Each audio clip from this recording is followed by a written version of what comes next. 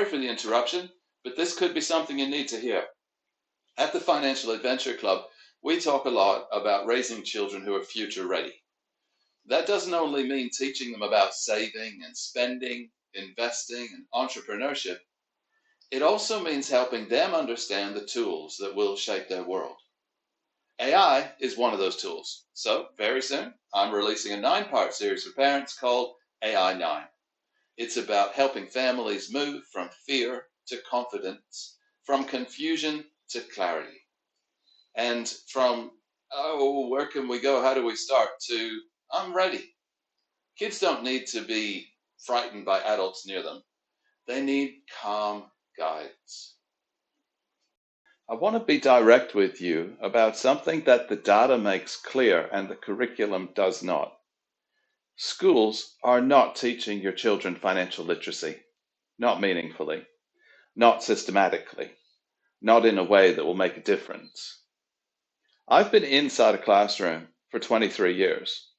I've taught my interest, financial literacy, and watched nearly 500 children across 104 real money student businesses, learning what money actually does when it's in your hands. Today, I want to tell you why, and more importantly, what you can do about it now. This might be a bit confronting for some people, but having been in the education system for such a long time and looking at what's happening around the world, the evidence is plain. There's a gap. Let me give you the picture. In Australia, financial literacy is nominally present in the curriculum. There are references to it in mathematics and occasionally in societal studies. In the United States, fewer than half of the states require any financial education in high school. And in the UK, they introduced it as a statutory requirement in 2014. That's over a decade ago. And studies since consistently show teacher confidence in delivering it is low and outcomes are poor. Teachers can't teach what they don't know. And I saw this first when the focus was on teaching science as a trend. But the evidence I care about is not in the curriculum documents. It's what I've seen in 23 years of classrooms. Children arrive in secondary school without basic financial vocabulary, without a working knowledge of interest, without an understanding of the difference between a wage and a salary, without any framework for why saving now produces options later. These are not complex ideas. They have not been taught. ASIC's Money Smart surveys, Vanguard's research, the Cambridge University habit formation studies, the findings all converge on the same point. Financial habits and attitudes are formed by age 7. By the time financial literacy appears in the school curriculum, if it appears, most of the foundational wiring is already done. So the curriculum arrives too late, too rarely, and too theoretically. There's several structural reasons why the system fails. The failure is not for the want of good teachers. I know excellent teachers who care deeply, and they just do not feel equipped to deliver meaningful financial education. The failure is structural, and here are the 3 reasons why. First, financial literacy is treated as a maths topic. It's not a maths topic. Understanding compound interest requires multiplication, but understanding why compound interest changes your life requires something much harder to teach in a lesson. The felt experience of watching a decision compound over time. Math classes, they can't deliver that. Second, the curriculum is designed for compliance, not transformation.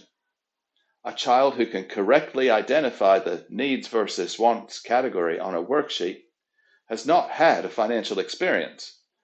They have passed a test. and passing a test does not change behavior. Third, the financial complexity of adult life is accelerating faster than curriculum design can respond. Digital payments, buy now, pay later, payday loans, investment apps available to teenagers, cryptocurrency in playground conversations. The financial environment children are entering is genuinely more complex than the ones their parents entered. The curriculum hasn't been designed for this, and it's not designed to keep up. The difference between me and other great teachers is that I have spent thousands of hours devouring books, podcasts, reports, really investing and trading courses, doing what I teach and teaching what I do. The curriculum was not designed for this, and it will not be redesigned in time for your child. The evidence-based alternatives. So here is what the research and my own experience agree on. First, financial education works best when it's founded in experience, not theory, experience. Money that a child earns, splits, saves, and spends reflects on, creates habits.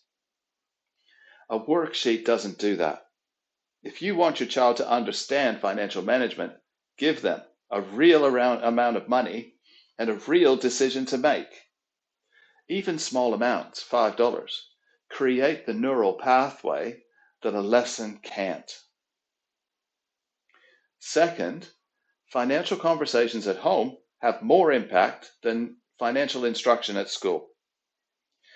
A 2022 longitudinal study found that children who reported frequent financial conversations with parents showed significantly better financial behavior as young adults.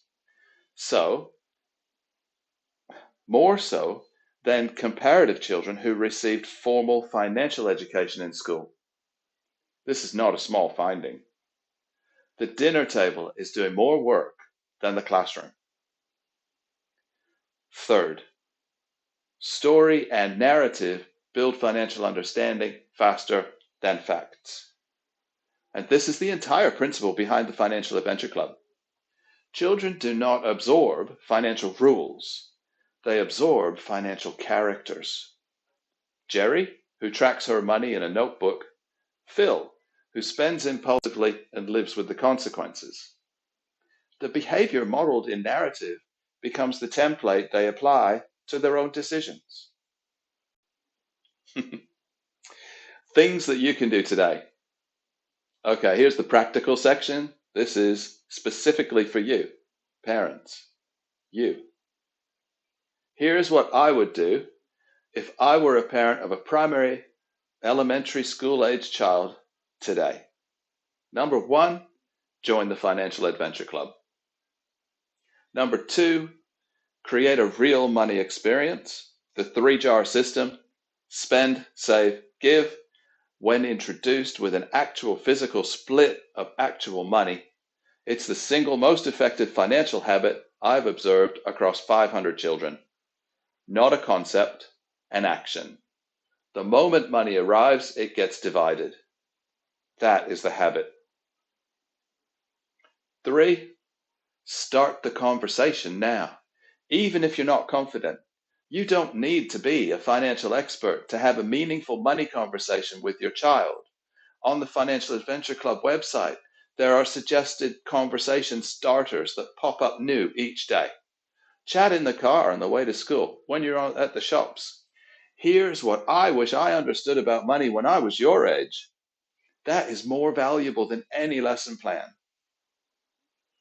4, join the Financial Adventure Club. Find financial literacy resources that use a story. The reason I built the Financial Adventure Club around Jerry and Phil is because I watched story do what instructions cannot. Embed the principle in a character's lived experience so the child can absorb it too.